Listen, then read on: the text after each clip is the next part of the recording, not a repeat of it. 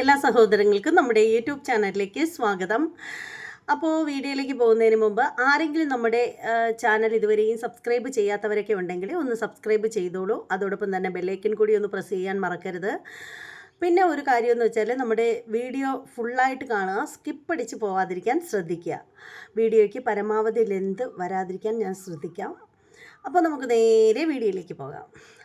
അപ്പോൾ നമ്മുടെ അതായത് ഡോറ ബുജി എന്ന് പറയുന്നൊരു യൂട്യൂബ് ചാനലുണ്ട്. അപ്പോൾ ആ ഒരു യൂട്യൂബ് ചാനലിലുള്ള ദമ്പതിമാരാണ് ആ ഒരു യൂട്യൂബ് ചാനൽ മുന്നോട്ട് കൊണ്ടുപോകുന്നത്. അവർക്കൊരു കുഞ്ഞൊക്കെ ഉണ്ട്. അപ്പോൾ ആ കുഞ്ഞിനെ പ്രഗ്നൻ്റ് ആയിരിക്കുന്ന സമയം തൊട്ട് ഡെലിവറി കഴിഞ്ഞ സമയം വരെയും ശരിക്കും കമൻ്റ് ഇടുന്ന ഒരു കൂട്ടം ആളുകളുണ്ടല്ലോ, കമൻ്റോളികൾ.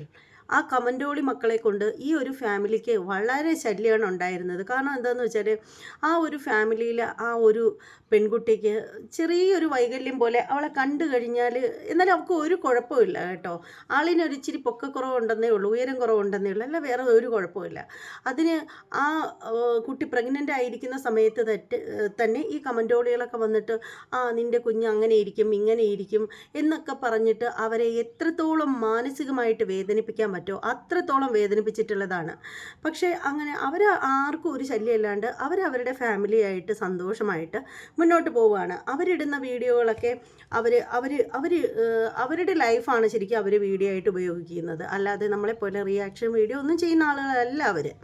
അപ്പോൾ അതിൽ കയറി ആവശ്യമില്ലാതെ ചൊറിഞ്ഞ് പറഞ്ഞ് മാന്തി പൊളിക്കുന്ന ഈ കമൻ്റോളികളൊക്കെ എന്താ വിളിക്കേണ്ടത്? ഇപ്പോൾ ആ സഹികെട്ട് ആ ഒരു ദമ്പതികൾ നിയമ സഹായം തേടാനായിട്ട് ഒരുങ്ങുകയാണ്. അതിന് ആ ഒരു അവസ്ഥയിലേക്ക് അവരെ കൊണ്ടെത്തിച്ച കാര്യങ്ങൾ എന്തൊക്കെയാണെന്ന് നമുക്ക് അവർ പറയുന്നത് കേട്ടിട്ട് വരാം. അവരുടെ വായ കൊണ്ട് തന്നെ നമുക്കത് കേട്ട് മനസ്സിലാക്കാം. അതല്ലേ നല്ലത്. അത് പബ്ലിക്കായിട്ട് തന്നെയാണ് നമ്മൾ വീഡിയോസ് ഇടുന്നത്. അതിന്റെ കമന്റ് ബോക്സും കാര്യങ്ങളെല്ലാം അങ്ങനെ പബ്ലിക്കും ആയിരിക്കും. അത് എല്ലാവർക്കും അവരുടേതായിട്ടുള്ള അഭിപ്രായം പറയാൻ വേണ്ടി തന്നെയാണ് ഇങ്ങനൊരു പ്ലാറ്റ്ഫോം, അതായത് കമന്റ് ബോക്സ് എന്നുള്ള പ്ലാറ്റ്ഫോം എല്ലാ സോഷ്യൽ മീഡിയ പ്ലാറ്റ്ഫോമിലും കൊടുക്കുന്നത്. പക്ഷേ അങ്ങനെ ഒരു സോഷ്യൽ മീഡിയ പ്ലാറ്റ്ഫോമിൽ കമന്റ് ബോക്സ് എന്ന് പറയുന്ന സാധനം കൊടുക്കുമ്പോൾ സ്വന്തം വീട്ടിൽ നടക്കുന്ന സംസ്കാരങ്ങൾ, അതിന്റെ സ്വന്തം വീട്ടിൽ നടക്കുന്ന രഹസ്യങ്ങൾ കമന്റ് ബോക്സിൽ വന്നിട്ട് മറ്റുള്ളവർ വീട്ടിൽ നടക്കുന്നതാണ് എന്നുള്ള രീതിയിൽ വിളിച്ചു പറയുമ്പോൾ അതൊരിക്കലും കേട്ടോണ്ട് നല്ല കുടുംബത്തിൽ പറഞ്ഞവർക്ക് ഇരിക്കാനായിട്ട് സാധിക്കില്ല. പലരുടെയും കമന്റുകൾ ഞാൻ കണ്ടിട്ടുണ്ട്. നെഗറ്റീവ് കമന്റ് മൈൻഡ് ചെയ്യേണ്ട, നമ്മളെ സ്നേഹിക്കുന്നവരെ നമ്മൾ പറഞ്ഞിട്ടുണ്ട്. നെഗറ്റീവ് കമന്റ് മൈൻഡ് ചെയ്യേണ്ട, ഈ കുറേ ആകുമ്പോഴത്തേക്ക് നമ്മളെ സ്നേഹിക്കുന്നവർക്ക് തന്നെ മടുപ്പ് വരും എന്നൊക്കെ പറഞ്ഞിട്ടുണ്ടായിരുന്നു. അതുകൊണ്ട് തന്നെ ഇത്രയും ദിവസം നമ്മൾ വന്നിട്ടുള്ള ഒരു നെഗറ്റീവ് നമ്മൾ റിയാക്ട് ചെയ്യാൻ പോയിട്ടില്ലായിരുന്നു. കുറേ കമന്റുകൾ നെഗറ്റീവ് വന്നിട്ട് നമ്മൾ എന്ത് ചെയ്യുന്ന വെച്ചാൽ പിൻ ചെയ്ത് വെക്കും. അപ്പോൾ നമ്മളെ സ്നേഹിക്കുന്നവർ കാണുന്നുണ്ടെങ്കിൽ അവർ റിപ്ലൈ കൊടുത്തോട്ടെ എന്ന് വിചാരിച്ചിട്ട് ഞങ്ങൾ മൈൻഡ് ചെയ്യാറില്ല. നെഗറ്റീവ് കമന്റ് ഞങ്ങൾ മൈൻഡ് ചെയ്യാറില്ല. കുറേ നാളായിട്ട്, എൻ്റെ 3-4 മാസമായിട്ട് നമ്മൾ നെഗറ്റീവ് കമന്റ് മൈൻഡ് ചെയ്യാറില്ല. നമ്മൾ ലാസ്റ്റ് റിയാക്ട് ചെയ്തത് അന്ന് ഒരു ഐഡിയിൽ നിന്നും സ്ഥിരം ഇങ്ങനെ കംപ്ലൈന്റ് നെഗറ്റീവ് വന്ന സമയത്ത് നമ്മൾ അത് 2-3 മാസത്തിന് മേളായി. അപ്പം നമുക്കത് തീരെ പറ്റില്ലെന്നായപ്പോൾ നമ്മളത് കേസ് ഫയൽ ചെയ്തു. സൈബർ സെല്ലിലും അതുപോലെ തന്നെ കൊല്ലം സർക്കിളിനൊക്കെ നമ്മൾ കേസ് ഫയൽ ചെയ്തിട്ടുണ്ടായിരുന്നു. അതാണ് നമ്മൾ അവസാനമായി റിയാക്ട് ചെയ്തത്. പിന്നെ അതിനുശേഷം നമ്മൾ റിയാക്ഷൻ വീഡിയോ ചെയ്യുന്നില്ല എന്ന് വെച്ചിരിക്കുന്നു. ഇന്നലെ നമ്മൾ റിയാക്ഷൻ വീഡിയോ എല്ലാ സത്യത്തിൽ ചെയ്തത്. നമ്മളൊരു വീഡിയോ ചെയ്തപ്പോൾ അതിൽ എൻ്റെ ലിപ്സ്റ്റിക്കിൻ്റെയും ഞാൻ മേക്കപ്പ് യൂസ് ചെയ്തിട്ടുണ്ടോ അതിൻ്റെയൊക്കെ കാര്യങ്ങൾ ചോദിച്ചപ്പോൾ നമ്മൾ അത് പറയാൻ വേണ്ടി വന്നതാണ്. അപ്പം അതിനകത്ത് ഇത്തരം ഒരു കമന്റ് വന്നതുകൊണ്ട് ജസ്റ്റ് അതും കൂടെ ഒന്ന് പറഞ്ഞു അതിൽ കൂടെ അത്രേ ഉള്ളൂ. അതും നെഗറ്റീവ് റിയാക്ഷൻ വീഡിയോ ഒന്നും അല്ലായിരുന്നു ഇന്നലെ നമ്മൾ ഇട്ടത്.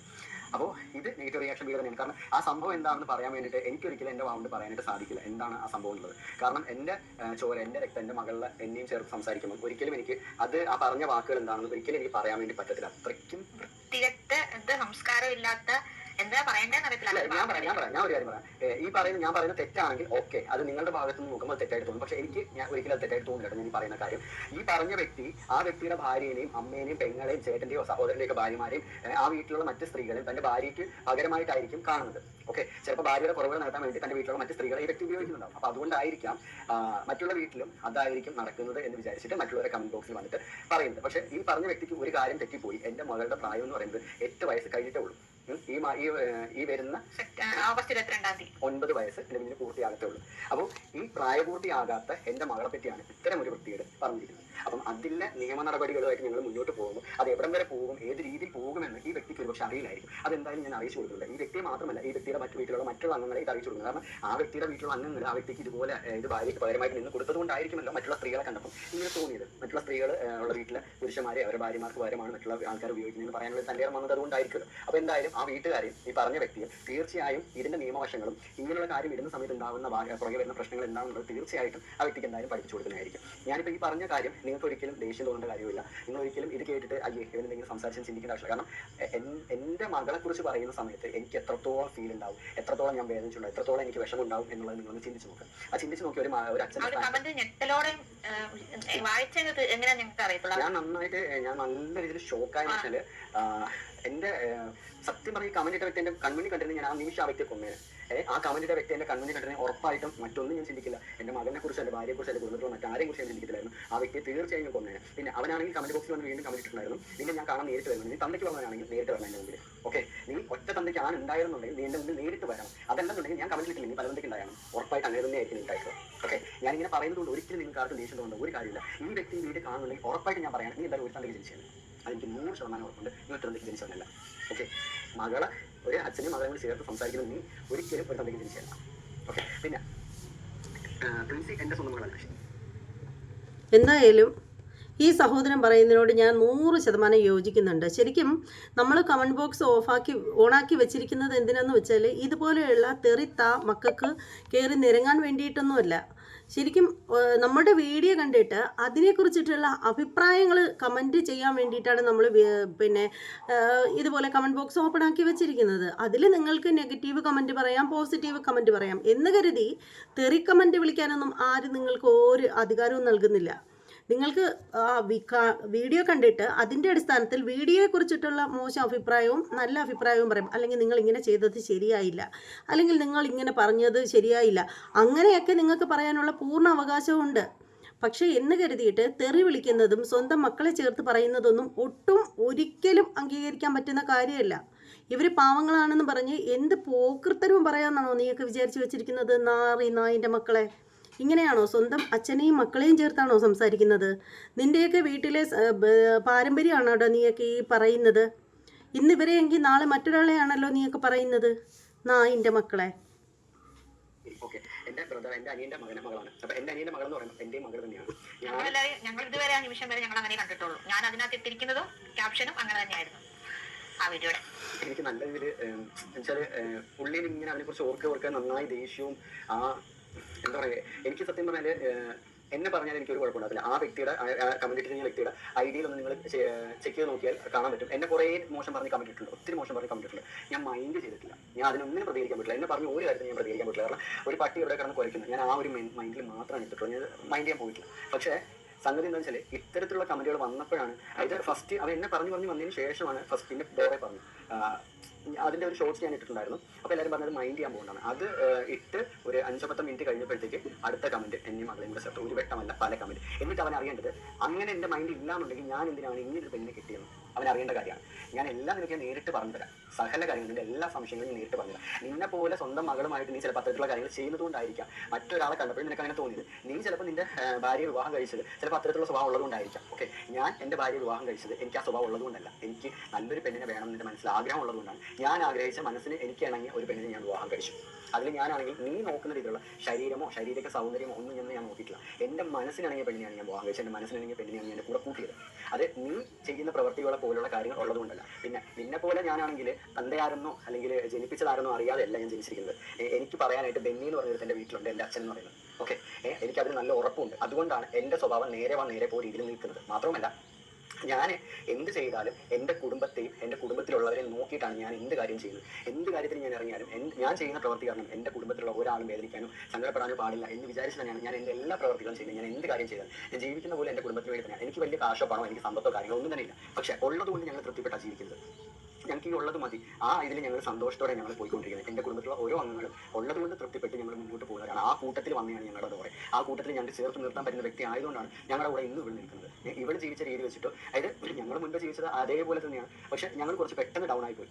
ഞങ്ങൾ ഡൗൺ ആയ സമയത്തും ഇവർ അത്യാവശ്യം നല്ല രീതിയിൽ തന്നെയാണ് ജീവിച്ചിട്ടുള്ളത്. ആ സാഹചര്യത്തിൽ നിന്ന് ഞങ്ങളുടെ ഈ സാഹചര്യത്തിലോട്ട് വന്ന് എഴുതി ചേർന്ന് ജീവിക്കാൻ അവർക്ക് കഴിഞ്ഞിട്ടുണ്ടെങ്കിൽ അത് അവളുടെ മനസ്സിൻ്റെ ഇത് വലിപ്പം കൊണ്ട് തന്നെയാണ്. നീ പറയുന്നത് പോലെ അത്രയും വൃത്തികെട്ട മനസ്സല്ല അവൾക്കുള്ളത്. ഓക്കെ, അതുകൊണ്ടാണ് അവൾ ഇപ്പോഴും സന്തോഷത്തോടെ ജീവിക്കുന്നത്. നിന്റെ ജീവിതത്തിൽ നിനക്ക് ഒരിക്കലും സന്തോഷം കിട്ടാൻ പോകുന്നില്ല. കാരണം എന്താ പറയുക, നിന്റെ ചിന്താഗതി ഇങ്ങനെയാണ്. ഈ രീതിയിൽ ചിന്തിക്കുന്ന ഒരു വ്യക്തിക്കും ഒരിക്കലും സന്തോഷം ഉണ്ടെന്നോ സമാധാനം ഉണ്ടെന്ന് അറിയാൻ സാധിക്കില്ല. ആ സമയത്ത് ഈ സ്വഭാവങ്ങളെല്ലാം മാറ്റി വെച്ച് സ്വന്തം കുടുംബത്തിലെ കാര്യം നോക്കി മറ്റുള്ളവരെ വേദനിപ്പിക്കാൻ ജീവിക്കുന്നവരുണ്ട് എന്നും സമാധാനം കിട്ടും. നിങ്ങൾക്ക് പണത്തിന് മാത്രമേ കുറവുള്ളൂ, സമാധാനത്തിന് ഞങ്ങളുടെ വീട്ടിൽ ഒരു കുറവില്ല. ഞങ്ങൾക്ക് രാത്രി നന്നായി ഉറങ്ങാൻ പറ്റുന്നുണ്ട്, രാവിലെ എഴുതി സന്തോഷത്തോടെ ഞങ്ങളുടെ വീട്ടിൽ ഓരോ കാര്യങ്ങൾ ചെയ്യാൻ പറ്റുന്നുണ്ട്, സന്തോഷത്തോടെ ഞങ്ങളുടെ കുടുംബത്തിലെ ഓരോ അംഗങ്ങളുടെ മുഖത്ത് ഞങ്ങൾ നോക്കാൻ പറ്റുന്നുണ്ട്, ഞങ്ങളുടെ കുടുംബത്തിലെ ഓരോ അംഗങ്ങൾക്ക് സന്തോഷത്തോടെ തന്നെ ഞങ്ങൾക്ക് പെരുമാറാൻ പറ്റുന്നുണ്ട്. മാത്രമല്ല ഞങ്ങളെ കാണുന്ന ഓരോ വ്യക്തികളെടുത്തും ഞങ്ങളുടെ സംസാരിക്കുന്ന ഓരോ വ്യക്തികളെടുത്തും ഞങ്ങളെ മീറ്റ് ചെയ്യുന്ന ഓരോ വ്യക്തികളടുത്ത് അതേ സന്തോഷത്തോടെ തന്നെ ഞങ്ങൾക്ക് അവരോട് സംസാരിക്കാൻ സാധിക്കുന്നുണ്ട്. എന്തുകൊണ്ടെന്നറിയോ? എൻ്റെ കുടുംബത്തിൽ ശാന്തിയും സമാധാനവും ഐക്യം ഉള്ളതുകൊണ്ട്. ഓക്കെ, കുടുംബത്തിൽ എല്ലാ കുടുംബത്തിലും ഉണ്ടാകുന്ന രീതിയിലുള്ള പ്രശ്നങ്ങൾ ഞങ്ങളുടെ കുടുംബത്തിൽ ഇല്ലാന്ന് ഒരിക്കലും പറയുന്നത്. പക്ഷേ ഒന്നിനൊന്നിന് വിട്ടുകൊടുക്കാതെ ഒന്നിനൊന്നിനെ അല്ലെങ്കിൽ തള്ളിക്കളയാതെ ചേർത്ത് നിർത്താൻ ഞങ്ങൾക്കറിയാം.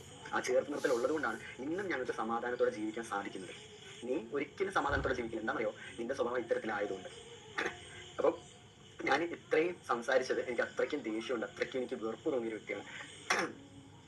എനിക്കത് ഓർക്കെ തന്നെ വല്ലാണ്ട് ഞാൻ കമന്റ് ഇവിടെ പിൻ ചെയ്യാം. കാരണം ഒരിക്കലും എനിക്കാണെങ്കിൽ ആ കമന്റ് വായിക്കാനോ അത് പറയാനോ എന്നെ കൊണ്ട് പറ്റില്ല. ഞാൻ ആ കമന്റ് ഇവിടെ പിൻ ചെയ്യാം. നിങ്ങൾ വായിക്കുക. നിങ്ങൾ വായിച്ചതിന് ശേഷം നിങ്ങൾക്ക് പറയുക ഇതിനെതിരെ ഞാൻ പ്രതികരിക്കാതെ ഇരിക്കണോ വേണ്ടോ എന്നുള്ളത് നിങ്ങൾ തന്നെ പറയുക. ആ ഒരു കമന്റ് കണ്ടതിന് ശേഷം ഈ കമന്റ് കാണുന്ന ഒരാളും പറയത്തില്ല ഇതിനെതിരെ പ്രതികരിക്കണമെന്നത്. ഒരു പക്ഷേ നിങ്ങൾ പറയുകയാണെങ്കിൽ ഒക്കെ നിങ്ങൾ പറഞ്ഞു. പക്ഷേ ഞാൻ ഒരിക്കലും ഈ കമന്റ് ഇട്ട വ്യക്തിക്കെതിരെ പ്രതികരിക്കാതിരിക്കത്തില്ല. ഇതിപ്പോൾ ജസ്റ്റ് റിയാക്ഷൻ വീഡിയോ മാത്രമാണ് നിങ്ങളിപ്പോൾ കാണുന്നത്. ഇതിന്റെ പിന്നാലെ ഞാൻ എവിടം വരെ പോകാൻ പറ്റും അവിടം വരെ ഞാൻ പോകും. ഇനി എന്താ പറയുന്നത്, എൻ്റെ കയ്യിലുള്ളതൊക്കെ എനിക്ക് മുടക്കേണ്ടി വന്നാലും എനിക്ക് കുഴപ്പമൊന്നുമില്ല. എൻ്റെ വീട് പണി മുടങ്ങിയാലും ഒന്നും എനിക്കൊരു കുഴപ്പമില്ല. നാളെയും കൂടി ഞാൻ നല്ല തിരക്കായിരിക്കും. നാളത്തോളം കഴിഞ്ഞ് എന്തായാലും ഇതുവരെ മുന്നോട്ടിറങ്ങും. പിന്നെ അന്ന് നമ്മൾ മറ്റേ വൈറൽസ് കഫേനെ വിട്ടതുപോലെ ഇതെന്തായാലും വിടത്തില്ല.